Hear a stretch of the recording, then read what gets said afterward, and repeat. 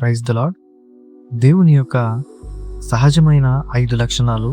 3వ లక్షణం, దేవుడు నిత్యుడై ఉన్నాడు. 90వ కీర్తన 2వ వచనంలో, పర్వతములు పుట్టక మునుపు, భూమిని లోకమును నీవు పుట్టింపక మునుపు, యుగ యుగములు నీవే దేవుడవు. ఇక్కడ యుగ యుగములు అనే మాట హెబ్రూ పదం ఓలాం నుండి తర్జుమా చేయబడింది. దేవుడికి ఆదియు అంతమును లేని తన శాశ్వత అనంతమైన ఉనికిని తెలియజేస్తున్నది. అంతం లేనిది అని అర్థం. ఆయనకు కాలపరిమితి లేదు. ఆయన కాలానికి అతీతుడు. దేవుడు సృష్టింపబడనివాడు, అన్నిటికీ కారణమై ఉన్నవాడు. దేవుడు స్వయం ఉనికి కలిగినవాడు. దేవుడు స్వతంత్రుడు. దేవుడు కాలమానము ప్రకారము పరిమితము చేయబడలేదు. దేవుడు ఆధారపడదగిన వాడు.